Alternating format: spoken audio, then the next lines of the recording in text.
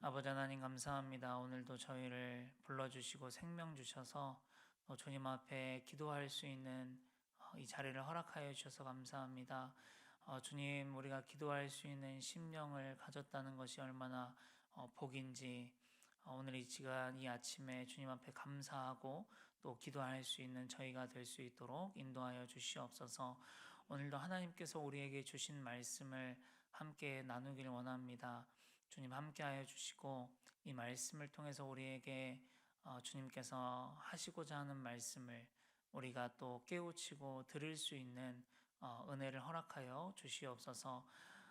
그래서 우리가 들은 말씀대로 한 주간 또 살아갈 수 있도록 주님 인도하여 주시옵소서. 예수님의 이름으로 감사하며 기도합니다. 아멘. 네, 오늘은 예수님을 바라보는 삶이라는 제목으로 함께 말씀을 나누겠습니다. 오늘하고 내일하고 이틀에 걸쳐서 지금 같은 비유를 보게 됩니다. 씨 뿌리는 자의 비유. 오늘 보면 우리가 익히 알고 있는 비유이죠. 씨 뿌리는 자의 비유, 씨 뿌리는 사람 비유라고도 하고요.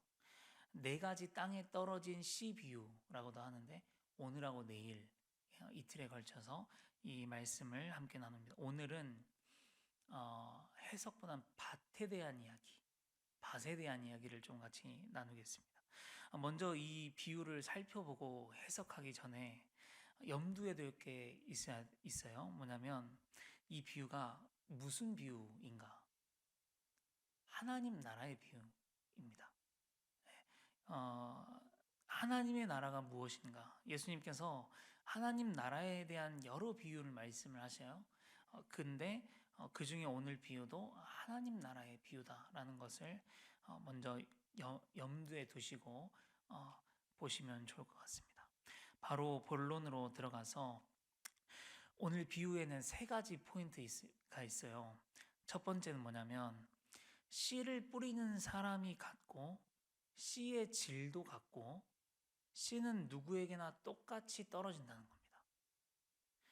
먼저 씨를 뿌리는 분은 하나님이십니다. 하나님께서는 우리들처럼 씨를 뿌리다가 잘못 뿌리거나 어디는 깜빡하고 안 뿌리시거나 그런 실수를 하지 않으시는 분이십니다. 하나님의 씨 뿌림은요, 완전합니다. 또한 하나님께서 우리에게 뿌린 그 씨는요, 최상급 품종입니다. 우리가 뿌리는 씨는 씨마다 다를 수 있죠.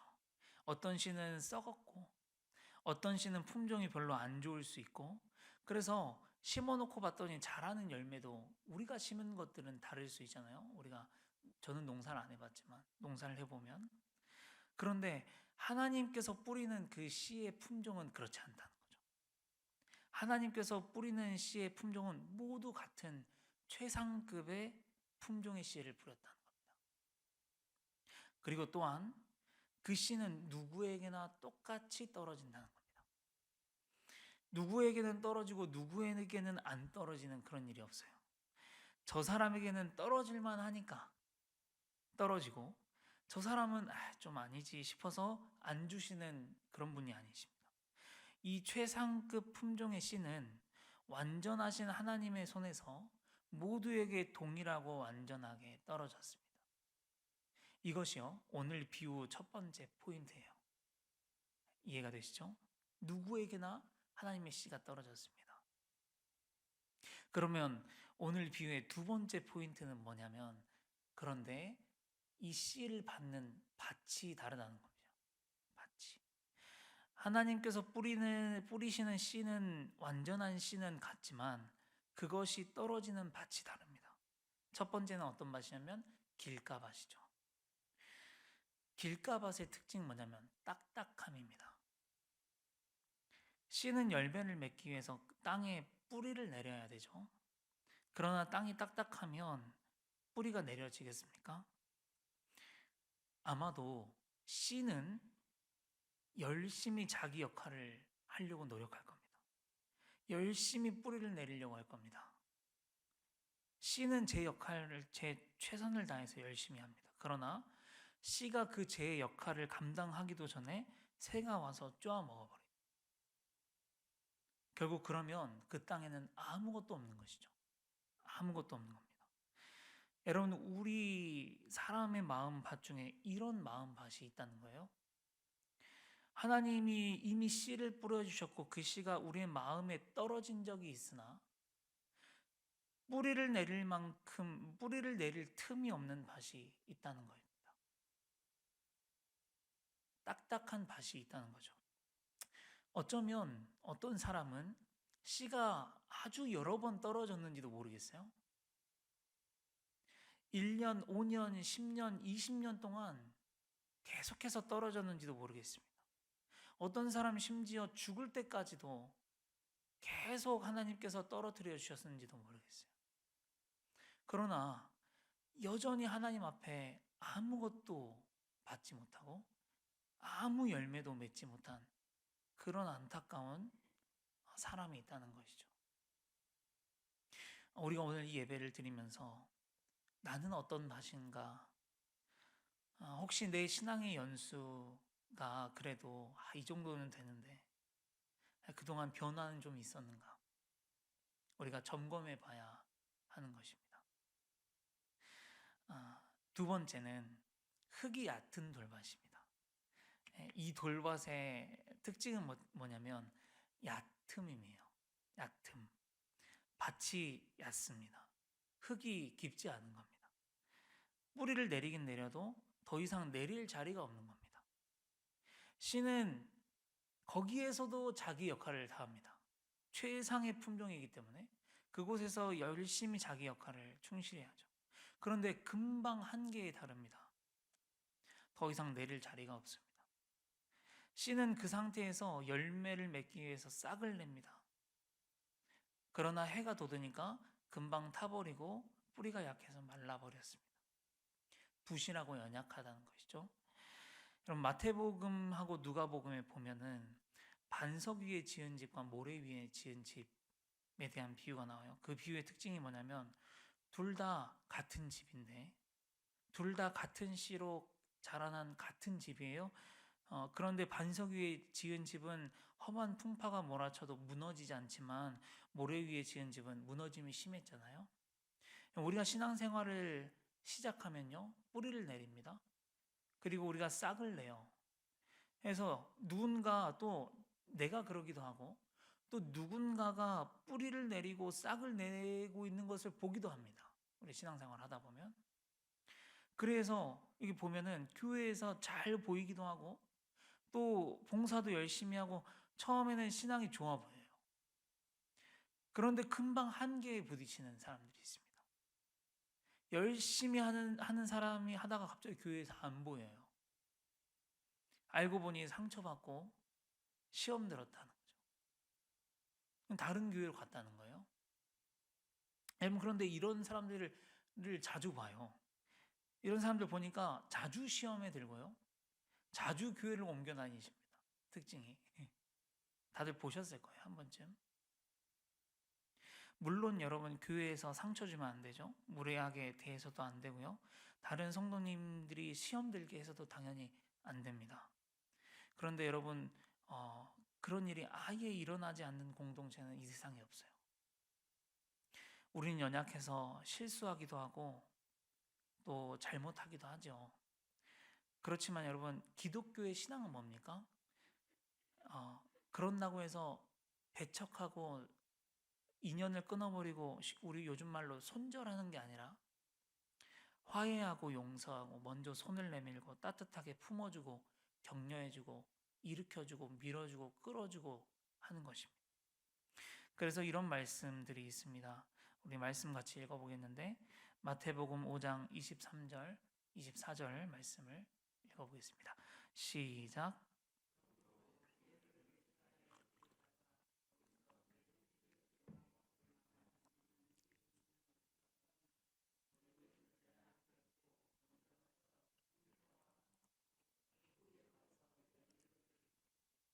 네, 고린도 후서 5장 18절 읽겠습니다. 시작. 모든 것이 하나님께로서 났으며 그가 그리스도 말미암아 우리를 자기와 화목하게 하시고 또 우리에게 화목하게 하는 직분을 주셨으니. 어떤 직분입니까? 우리에게 화목하게 하는 직분을 주셨다. 그리고 요한복음 13장 34, 35절입니다. 시작. 새 계명을 너희에게 주노니 서로 사랑하라. 내가 너희를 사랑한 것 같이 너희도 사랑하라. 너희가 서로 사랑하면 이로써 모든 사람이 너희가 내 제자인 줄 알리라. 아멘. 우리가 같이 신앙생활 하다 보면 어렵고 힘들 수도 있고 마음이 안 맞을 수도 있지만 이런 것들로 나를 훈련해야 합니다. 이런 말씀 붙들고 그래야 우리의 신앙이 뿌리가 깊어질 수 있는 것입니다. 오늘 나의 마음밭은 혹 자주 시험에 드는 밭은 아닌지 한번 살펴보시면 좋겠습니다. 뿌리가 깊지 못한 나무는 연약합니다. 그런 분들은 뿌리를 깊게 내릴 수 있는 훈련을 하실 수 있기를 바랍니다. 세 번째는 어떤 밭이냐면 가시떨기 밭입니다. 이 가시떨기 밭은 잘 생각해 보면요, 땅에는 별 문제가 없어요. 땅은. 이 가시떨기는 어디에 있는 거냐면 위에, 땅 위에 있습니다. 그래서 이 가시떨기의 특징은 뭐냐면 자라는 기운을 막는 것이에요. 땅 위에 가시덤불이 웅성하게 가득 메우고 있는 모습을 한번 상상해 보시면 됩니다. 뿌리시는 하나님도 그리고 씨도 밭도 제 역할을 합니다. 잘했는데 그것을 잘하게 하지 못하는 가시들이 위에 촘촘히 있는 것이죠. 우리가 신앙생활을 하다 보면 우리의 신앙이 자라지 못하게 막는 것들이 있습니다. 아마 개개인마다 다를 것인데 보통 그것을 우리는 연약함이라고 합니다. 누구는 재물의 연약함, 누구는 권력의 연약함, 누구는 이성의 연약함, 이런 자신들만의 연약함이 있어요. 그것이 끊임없이 신앙의 발목을 잡는 것을 우리는 경험합니다. 자, 그러면 이 연약함들을 어떻게 해야 될까요? 열심히 노력해서 연약함을 극복해야 할까요?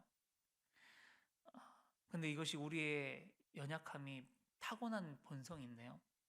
극복이 가능할까? 이런 생각을 해보는데 저는 이 부분에 대한 답을 가라지 비유를 읽다가 힌트를 얻었어요. 보면은 가라지 비유에서 뭐라 그러냐면 천국은 마치 좋은 씨를 제 밭에 뿌린 사람과 같다. 그런데 사람들이 잘 때에 원수가 와서 곡식 가운데 가라지를 덧뿌리고 갔다. 시간이 지나고 싹이 나고 결실할 때를 보니까 거기에 가라지도 있더라. 그걸 보고 종들이 집주인에게 가서 말하되 주여 밭에 좋은 씨를 뿌리지 않았습니까? 그런데 가라지가 생겼습니다. 주인이 이르되 원수가 이렇게 하였구나. 종들이 말합니다. 그럼 우리가 이걸 다 뽑아버릴까요? 그랬더니 주인이 아니 가만두라. 가라지를 뽑다가 곡식까지 뽑을까 염려된다. 추수 때에 내가 추수꾼들에게 말하기를 가지는 먼저 거두어 불사르게 단으로 묶고 곡식은 모아서 내 곡간에 넣을 것이다. 이렇게 이야기를 하시는데 어떤 힌트를 얻었냐면요. 우리가 어디에 신경을 써야 하는 것인가요? 내 연약함에 초점을 맞추고 거기에 신경을 쓰기보다는 예수님께 집중을 하는 겁니다. 가라지를 뽑으려고 시간 낭비하지 말고 내 없어지지도 않을 기질이에요. 예수님 만나도. 내가 나에게 없어지지도 않을 이것을 뽑으려고 아주 시간 낭비하고 있지 말고 이 본성을 뒤집어 보려고 노력하지 말고 그 시간에 예수님을 더 바라보는 겁니다. 더 예수님을 사랑하는 겁니다. 사랑하는 성도 여러분, 가라지나 가시덤불에 집중하면서 거기에 우리의 시간을 빼앗기는 것은 우리의 신앙이 자라는 것을 막는 것이에요. 오히려 계속해서 예수를 바라보아야 합니다. 히브리서 12장 2절에 이런 말씀이 있죠. 같이 읽어보겠습니다. 시작. 믿음의 주요 또 온전하게 하시는 이인 예수를 바라보자. 그는 그 앞에 있는 기쁨을 위하여 십자가를 참으사 부끄러움을 개의치 아니하시더니 하나님 보좌 우편에 앉으셨느니라. 여러분 보니까 예수님은 하나님의 뜻을 이루려고 부끄러움을 개의치 않았다. 예, 이해가 되시죠? 똑같은 말입니다. 부끄러움을 개의치 않았다. 그것에 신경 쓰지 않았다. 내가 뺨을 맞고 내가 채찍에 맞고 십자가를 신경 쓰지 않았다. 그것에 개의치 않았다. 앞에 있는 것을, 내 앞에 있는 기쁨을 위하여 개의치 않았다는 거죠. 나를 막는 장애물에 구애받지 않았다는 거죠. 우리도 예수님을 바라보면서 나를 방해하는 것들에 개의치 말고 구애받지 말고 앞으로 계속해서 나아갈 수 있기를 바랍니다. 네 번째는 좋은 땅입니다. 좋은 땅의 특징은 뭘까요? 생각해 보니까 저는 이 좋은 땅의 특징이 예수님을 바라보는 것이라고 생각합니다. 여러분, 결국 우리의 모두의 목표는 뭐냐면 여기 좋은 땅이 되는 거죠. 그래서 30배, 60배, 100배의 결실을 맺는 게 우리의 목표 아닌가요? 오늘 이렇게 이 자리에 나오셨는데 그게 목표 아니십니까? 그런데 여러분, 앉아있는 우리가 어떤 사람은 길가밭 같이 마음이 그럴 수 있고, 어떤 사람은 얕은 돌밭, 흙이 얕은 돌밭일 수 있고, 어떤 사람은 가시덤불이 많이 놓여 있을 수 있어요. 그런데 이걸 어떻게 좋은 밭으로 바꿀 수 있냐는 거예요. 방금 이야기했던 것처럼 우리가 기경하려고 하는 게 아니고 예수님을 바라보는 것이죠. 주일날 우리가 볼 큐티 본문인데요. 사실 이 본문이 이 비유의 핵심이거든요. 한번 같이 세 절만 같이 읽겠습니다. 시작. 또 이르시되 하나님의 나라는 사람이 씨를 땅에 뿌림과 같으니 그가 밤낮 자고 깨고 하는 중에 씨가 나서 자라되 어떻게 그리 되는지를 알지 못하느니라. 땅이 스스로 열매를 맺되 처음에는 싹이요 다음에는 이삭이요 그 다음에는 이삭의 충실한 곡식이라. 네, 이게 씨 뿌리는 자의 결론이에요. 결론. 여기까지 같이 성경을 보셔야 됩니다. 그가 밤낮 자고 깨고 하는 중에 씨가 난대요. 자란대요. 우리는 어떻게 되는지 알지 못한다. 땅이요 스스로 열매를 맺습니다. 우리가 기경하는 게 아니고요. 노력하는 게 아니에요. 내 밭을 내가 갈아엎는 게 아니에요. 땅은 스스로 열매를 맺습니다. 밭을 기경하는 일이나 싹을 틔우는 일이나 줄기를 내고 열매를 맺는 일이 우리가 하는 일이 아니에요. 우리가 예수를 바라보고 있으면 우리가 밤낮 자고 깨는 삶을 속에서 계속해서 예수를 바라보고 있으면 우리가 모르는 사이에 땅이 스스로 열매를 맺는다. 저절로 열매를 맺는다. 그리고 충실한 곡식을 얻는다. 이것이 이 비유의 핵심입니다.